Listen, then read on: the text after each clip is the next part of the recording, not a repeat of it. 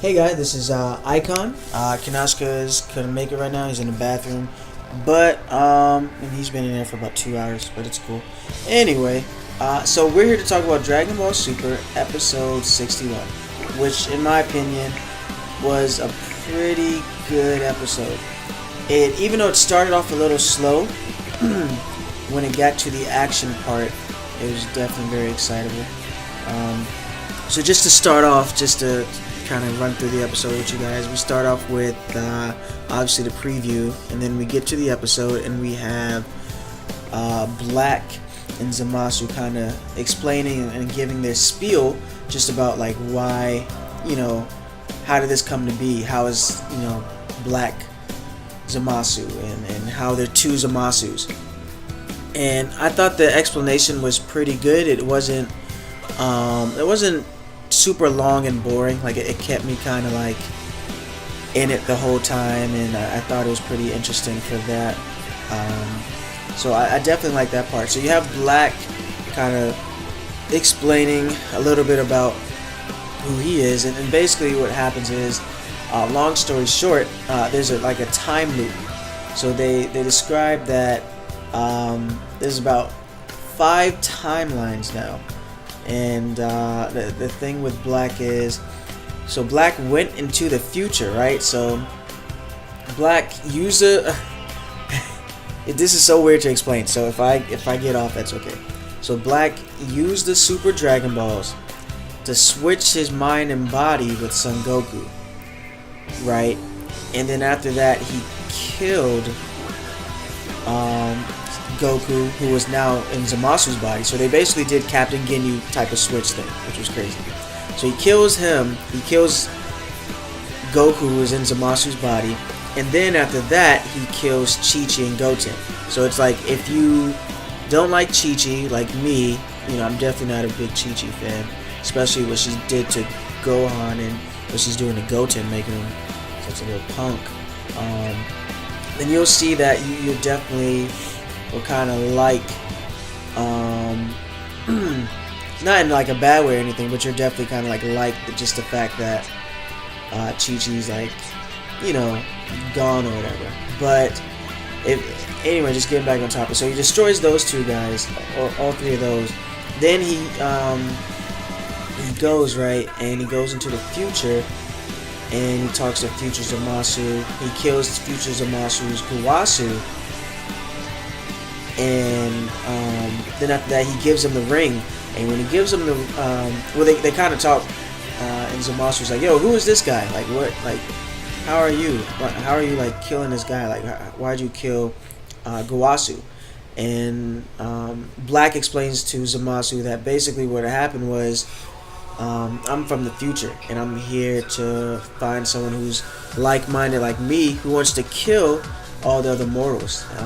And so he gives him kind of like the Potara or whatever, and they kind of give like a hug, which is really weird at first because it's like I don't know, I guess because they're the same person it's okay, but it was kind of like a weird too close hug. But anyway, so after that Black and Zamasu kind of explain what happened, and so during that time though, as they're explaining, you have Goku and Black fighting a little bit, but and Black's also fighting Vegeta and Trunks too, and Black is just like dodging the attacks like it's nothing. Black's like sidestepping Vegeta, and he's like easily sidestepping Trunks and almost like smiling as he's doing it. Kind of like Super 17 was just kind of like sidestepping all the Z fighters and taking their attacks like it was nothing. Like that's what Black was doing. So after they explain what happened, how they killed Goten and Chi-Chi, Goku basically just gets like furious. He gets super mad, and then he just basically just goes nuts, and he's like just destroying Black. Black at first is kind of keeping up a little bit, throwing a punch here and there, but the Goku just takes over, destroys him, and also it's crazy. He's just like, my favorite part kind of like of the fight is when he does like the back fist to Zamasu. It hits him like right in the face. I was like, geez, like that. He's just savage. Like that's the Goku I like to see in battle. I like to see a savage Goku in battle, and I like to see a savage fighter in battle. I think everyone does too. That's why they like Super Saiyan 2 Gohan so much, because he was just like ridiculous. But yeah, so we see that, but it doesn't last long, because Goku knocks down Black, and he's looking at Black, and then Black's kind of like unconscious or something and just laying down, and then Goku looks at Black standing over him. He's about to give him a punch, like a super angry punch, and then Black blocks the punch, and then he looks up to him, and then Black just starts destroying Goku, and then he stabs Goku again, because he had stabbed him earlier while they were explaining what happened to Goten and to Chi-Chi. So he stabs Goku again, and this time when he stabs him though, his sword is like way longer. It's like 2 times the amount of size, maybe even 3 times. And not only that, when he stabs him like 8 times, each time the stab like stays. So he stabs him 8 times, and then he does this cool pose, and then it explodes. And it's crazy, because like that was something I could see in like a video game or something. So hopefully Xenoverse 2 with DLC, I definitely would like to see 3 different Black Gokus. I'd like to see regular Black Goku without the Super Saiyan Rose, Rick Ross, without that transformation. And then I'd like to see 2 Black Super Saiyan Rose transformations, 1 without the sword, 1 with the sword. Excuse me, sorry, I'm a little sick, guys. So yeah, and what else? What else happened after that? Sorry, I got a little off topic. Oh yeah. So then after that though, he explodes, Goku's down for the count, and then Vegeta and Trunks are about to help him, try to hop in and stop him, but then Zamasu kind of just throws a ki blast and stops him for that. And so Vegeta actually didn't really do much this episode, honestly, besides like getting toyed with. And then after that, it's pretty cool, because then Trunks tries to, he's like, I'll take down Zamasu. I'll take down Black, and Vegeta, you take down Zamasu. Which I thought it should switch, because Vegeta at least is closer to Zamasu. But anyway, Vegeta, closer to Black, and Trunks is closer to Zamasu. And Vegeta's like, nah, like, you'll get killed. But Trunks like, I gotta try or whatever. And then after that, so Trunks tries to fight him, but Trunks gets destroyed. So Trunks powers up and tries to fight him as a Super Saiyan 2, but he still gets destroyed. And then after that, we see Trunks Trunks get knocked down, right? And so Mai and Chi-Chi and Yajirobe, I believe, they all try to like look to see, console him, like, Trunks, what's going on? But before they could get there, Trunks like does a fist into the ground, and it just shakes into a whole different like pieces. And then we see Trunks slowly get up, and when Trunks slowly gets up, he turns into, I don't even know what type of transformation this was. This was like, it wasn't Super Saiyan 2, it wasn't Super Saiyan God, it wasn't Super Saiyan God, Super Saiyan. It was like a mixture between Super Saiyan 2 and Super Saiyan God. I don't really know what you would call it, but it was a crazy transformation. We see Trunks have this blue aura, and then out of nowhere we see Trunks with some yellow aura come out as he has yellow aura, and then he has blue lightning come out of the yellow aura. So I'm like, okay, maybe this is just like trying to show him he's super angry in Super Saiyan 2. But then the lightning turns into blue aura around him, and then if you notice as well, this is crazy. It seems like in Super that they focus on the muscles and everything getting smaller, because if you remember in Z, everyone was like jacked up, like everyone was pretty like strong and big, but in Super everyone's a lot smaller, and it's just crazy just to see that, because if you notice, Trunks' muscles got bigger when he first transformed, or maybe they were just the same size, but then they got smaller whenever he got his new transformation. I was like, huh, that's interesting. So I definitely think there's some God key there, because you see Trunks with blue aura surrounding him, and then outside of that blue aura, he has the yellow aura. So it's kind of like how Goku did the Kaioken times 10, I want to say. I believe it's times 10. But anyway, with the Super Saiyan God, it's kind of like that, how you have 2 auras surrounding him, and that was pretty crazy as well. So yeah, and his eyes were white as well, and some people might be thinking it's because of Broly, but if you notice, whenever someone kind of like powers up super strongly, usually their eyes come white for a little bit. Even Trunks' eyes were white when he went against Cell, when he first transformed.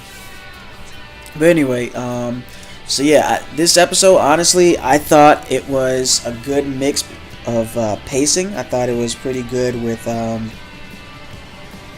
when it comes to the overall pacing. It was slow in the beginning, and which explaining it, but I wasn't bored with it. I thought it was I thought it was good. It was very unique than the other episodes. It's hard to explain because it was like, even though they were explaining stuff and it should have been boring, I thought it was still entertaining. I was like, how did he do this? How did he did that? So all the questions that you wanted answered, basically answered in this episode. So I'll just go down to excuse me, critiquing right now. So for animation, I'll give it let's see, probably about 3. It's kind of hard. Animation was okay. I give it 3.5 dragon stars. I thought there was some parts where it was very nice. I'll give it 4. I'll give it 4 dragon stars. There's some parts where I thought it was very nice, and then nothing really super crazy like last episode where you have Beerus's face looking like pretty crazy. So yeah, I'll give it 4. For the plot, I'll give it 4.5 dragon stars. Honestly, they explained so much in a regular episode time, and I wish last episode they would have did that. They really didn't have to explain all that stuff with Beerus. Like we got it the first or second time. And with this episode, they explained how Zamasu was able to do all that stuff, and they explained the multiple timelines, and they explained why one of the reasons why they did it was because of Trunks even going back in time. So now there should be 5 time rings. But anyway, yeah, they explained so much. So plot wise, I give it a 4.5. Maybe I'm tempted to give it a 5, but I don't want to make it perfect. I feel like it wasn't absolutely perfect plot wise. But yeah, so plot and how they tied everything together, and a lot of people probably predicted it. I predicted a couple stuff, but yeah, overall I gave it a 4.5. Creativity, I'll give it 4.5 dragon stars as well.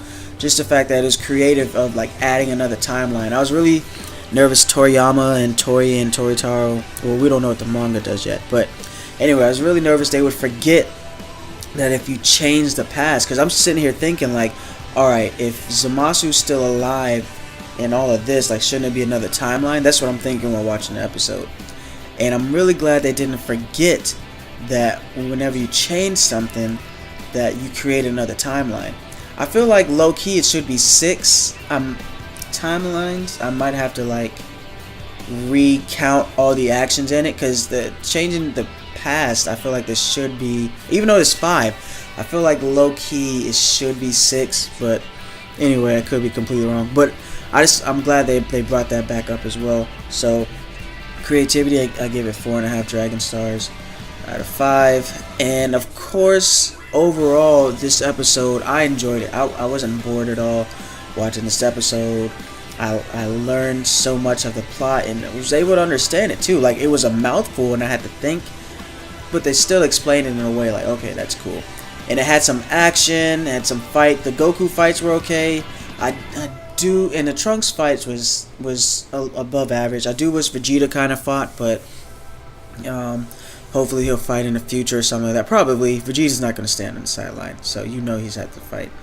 For overall though, I give it 4 dragon stars overall. I thought it was a pretty good episode. I enjoyed it, and this is one of the top 5 episodes of Super. I think it's a pretty good episode. So yeah, and now we're gonna just talk about any predictions. So yeah, with prediction wise, trying to predict from a non-biased point of view, because I do kind of I was spoiled, and not in a bad way. I mean, I kind of walked into it, so it's whatever.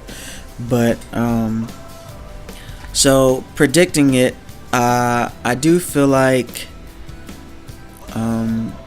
Goku's down for the count, and you have Trunks So I do feel like Trunks is gonna definitely fight Black and Zamasu, and I do think he's gonna get some good hits. I mean, Zamasu's not even that strong, but he could take a hit, and Black can dish him out. So I really don't know how they're even gonna stop that guy, because it's like Black, no matter what, Black almost is like Zamasu. Like, imagine Black and Zamasu like fused together. You have an immortal body, and every time you take a hard hit, you become even stronger. Like, how do you like stop that? You know, and so if Black and Zamasu did fuse together, that'd be pretty crazy as well with the Potara earrings. But yeah, I don't know. I hope Trunks is able to fight. You know, at least make the fight pretty good. Goku's down for the count, so hopefully Bulma and Bulma and Mai can give him some sensu beans and heal him up, and then Vegeta, maybe they could go back in a fight. So it's all three of them now with Trunks' new transformation. I don't even know what to call it. I do feel like Vegeta taught him how to become a Super Saiyan God, Super Saiyan, which is a mouthful. But I feel like he didn't teach him how to fully do it.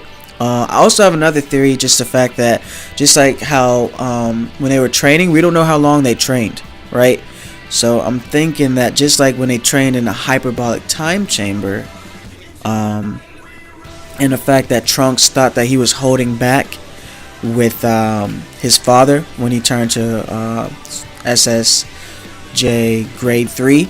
I'm thinking maybe he thought, you know, I understand he thinks that his dad's stronger, but he seems to think he's at least closer to his dad, because now he's like, oh, okay, I'll take this fight. As before, he was kind of like, you know, Goku and Vegeta can handle it. So I feel like he thought he was holding back some type of secret power from his dad or something like that, because Trunks definitely done that, you know, in the past. So yeah, thank you guys for watching. Like I said, like and subscribe if you like the video. Thanks again for watching all our content. Definitely appreciate it. We'll definitely have more stuff out of there, trying to do reaction videos and other cool stuff that you guys might have not known. Also, if you get the chance, just ask us questions on askfm. Hopefully Kenishika will be out the bathroom and feeling better. But anyway, like I said, this is Icon, and thank you so much for watching. Alright, we'll see you guys later.